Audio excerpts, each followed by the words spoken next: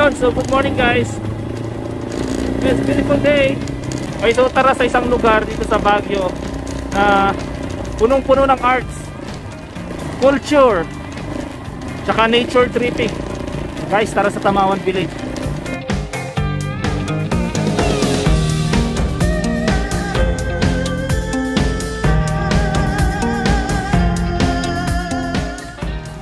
Mga ganitong road tripping ngayon lang ulit. For the past few months, wala, busy talaga tayo. Pero mahirap din kasi kapag trabaho lang tayo, yun na lang ginagawa natin. Iwalaw muna tayo.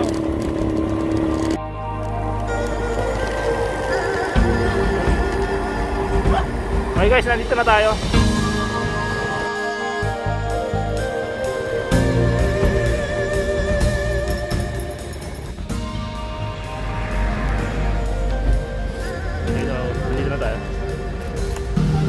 Okay, so ito yung Tamawan Village and Garden in the Sky.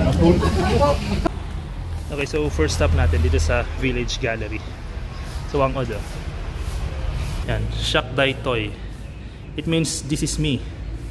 So isa sa mga main features ng Tamawan Village is itong mga artworks. Ayan, maraming paintings dito. Anywhere you go. Praise God. There's a difference between the one sitting and the one who is standing. Nakalimutan ko na yung particular, but yung isa is Rice God para sa ani. And then yung nakaupo, I think, is yun yung sa kapag may sakit, so ilalagay nila yun sa ilalim ng bahay para siya mag-absorb ng sakit. According sa friend ko who is from Hongduan, Ifugao. So depende na yun, no, kapag paano mo ina-appreciate ang isang artwork. So hindi lang naman kasi siya yung painting na realistic. Meron din yung mga ganito. And Impressionism, Expressionism, Dada art, and Surrealism, and Surreal. Ayan. And of course, yung pinaka-typical na painting na nakita natin, yung mga realism style. Ayan. Mga Fernando Amorsolo style. Sketching area. Ayan. May mga local artists here doing sketches.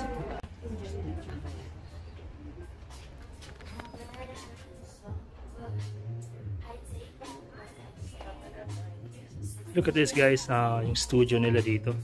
Daming paintings, oh. Ayan. It's nice, oh.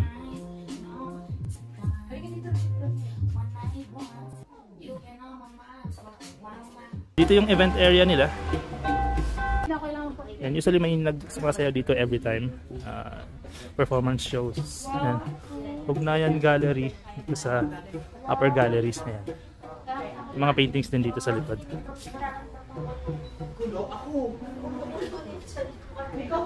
Ayan. So it's also an art gallery dito sa loob. Sila nilalagay dito yung mga pwedeng mahanginan. Ayan. Do not touch the artworks. And dito yung kanilang restaurant. And as you can see, ayan, restaurant siya. Pero may mga paintings din.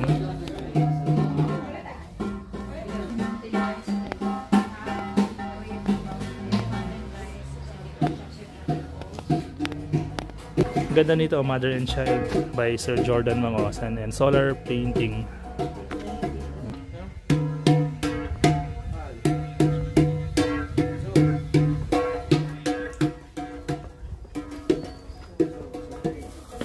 Okay, so meron dito ito, inaayos yata nila to. So, sayang, close for renovation. But itong itsura niya sa loob. And so, it's been how many years? Siguro, kailan nilang palitan to, itong dayami na to. So, may nilalagay silang bago. Ayan, ito yan, ito yan. Ayan. So, ito yung ilalagay nila doon. Another traditional house. Dokligan. Ayan. Ifugao hut. Ayan. So, nakasarado siya. Mga typical houses sa Ifugao. So, time check, 9:30 ng umaga. Gutom na ako. Hindi pa tayo kumain, hindi pa tayo nag-breakfast. So, bago natin akitin yung bundok, kain muna tayo dito sa restaurant nila. So, kain muna tayo.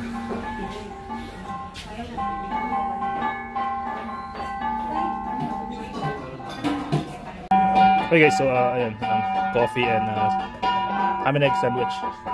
Kain muna tayo. There's a picture of show. Ayan, sa labas. And so daily itong ginagawa ng cultural dance. Labas tayo sa. Ayan, para makita natin na mabuti.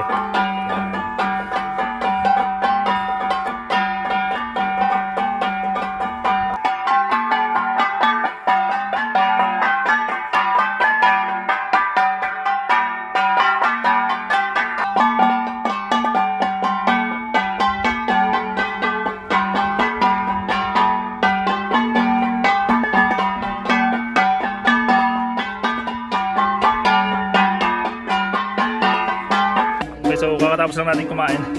So ongoing pa rin yung ano nila, yung show. Okay guys, so habang ongoing yan, akatin natin tong bundok. So let's do the reverse.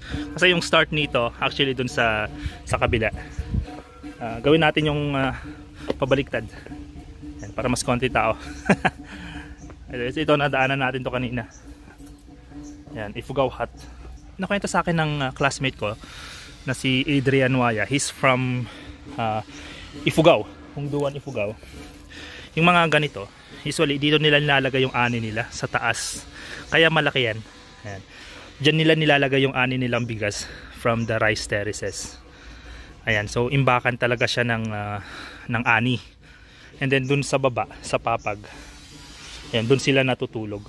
Ayan, para iwas ano na rin, iwas kit-kit ng daga. Usually discuss ko lang yung ibang mga bahay, meron sila dito ang ano nilalagay, parang malaking block ng kahoy, parang nakaganyan. Yan, para hindi makapunta yung daga, para hindi siya makaganon. Yan. Anyway, let's go guys. Ayan, taas to.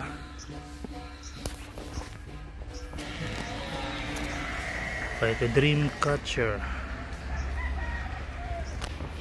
Kung gusto mo magmuni-muni, ayan, away from the hustles of life. Ayan, punta ka dito, maglakad kayo dito. Ayan, up and down. It's going around the slopes of the mountain. It's just nature tripping yung ditong part na to ng Tamawan Village. Along the way, may makikita kang mga ganito. Yan, these are called installation arts. Ayan. Dreamcatcher, laki oh. Malaki yan. Look at my hand. Oh, ayan. Ganun siya kalaki. Mga gulong recycled. Ayan. Para hindi siya pagbahayan ng mga lamok.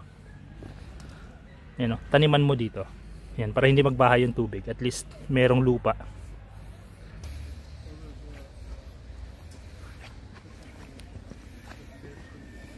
Okay, there's another installation art dito.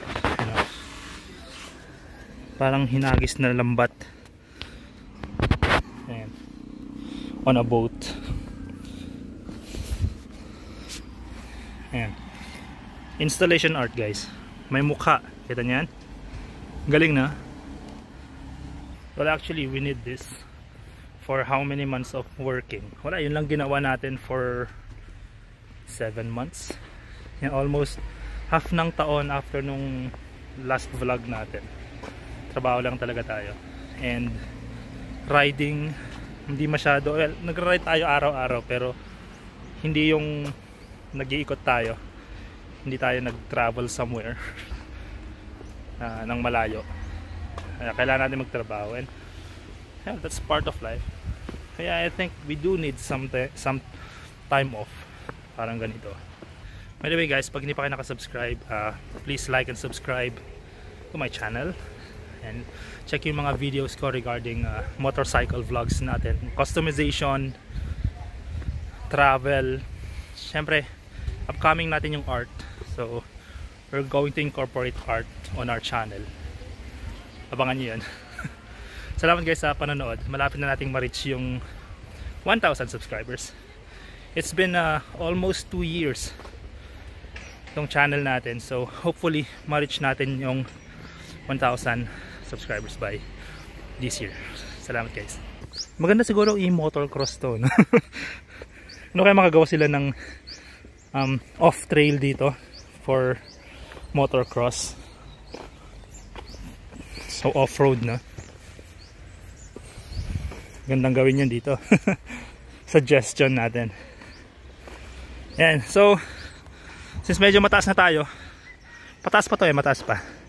You're actually overlooking, ayan, mountains of Baguio City, Benguet. So on the other side, dito banda, makikita mo na dito yung part naman ng Benguet, Trinidad. Ayan. You've been going here for how many times na, but you know, through the years, makita natin yung improvement. There is an improvement, but ang kagandahan dito is hindi nila masyadong ginalaw yung nature, which is actually good. Para ma-enjoy mo talaga yung feel ng nature. Dito banda, kung naalala nyo yung first episode natin, nandun tayo sa, ayan, Igorot Stone Kingdom. I don't know if you can see it here. Ayun. Anyway, dito, ito. Yan yung Igorot Stone Kingdom. Doon tayo pumunta, first episode natin. Oh, by the way guys, it's a Panagbanga celebration here in the City of Pines. So, maraming turista ngayon dito sa amin. It's the celebration of a flower festival. It's a whole month celebration. So maraming ganap dito sa amin. Ayan. So if you have the time guys, the celebration is until March 4, 2024. So come and visit guys. Ayun, so nandito na tayo sa turning point. Ito yung turning point ng trail.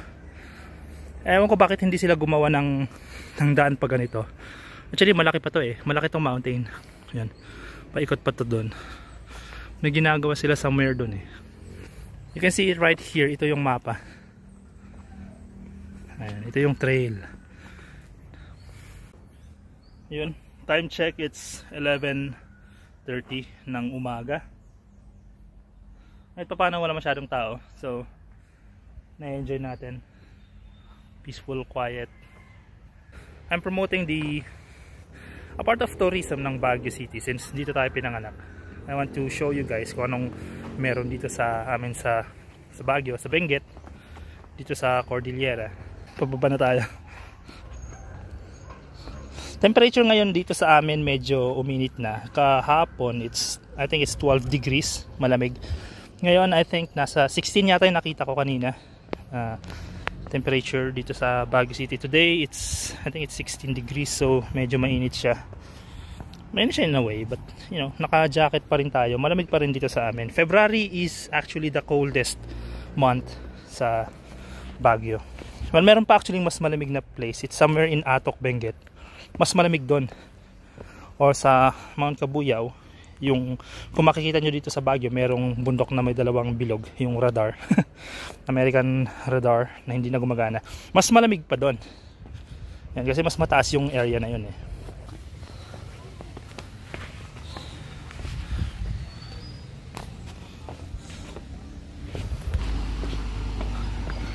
Tarik ng daan, no? Taas. May artwork dito. So before, nagpapa-rent sila actually dito ng room space. Ayan. So may mga ganito, mga huts na pwede kang mag-overnight stay. That was before. I don't know kung they still offer that sa ngayon.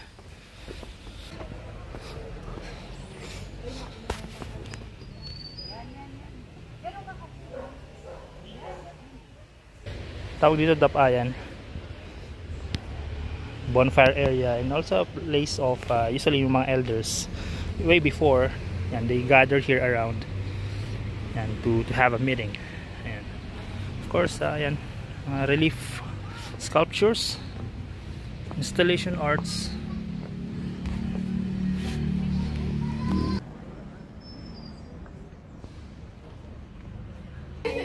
Okay, sketching area. And of course the shop.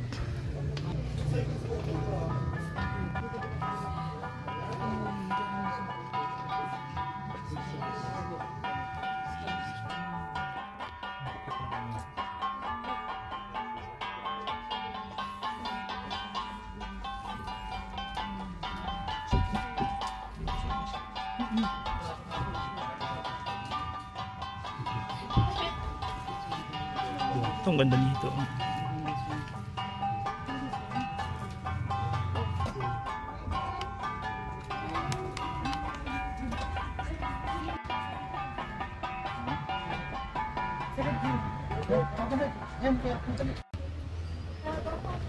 So, there's our ride. It's time to go, guys. Okay guys, so ito yung kinuha natin sa remembrance. It's a necklace. Ayan. So, ating bagay, no? Ayan. Ayan, so maraming salamat guys for coming with me on our third episode dito sa Let's Ride Baguio. Ito yung labas ng Tamawan Village. Ayan, so may mga malalaking murals actually dito sa slope ng mountain. Ayan.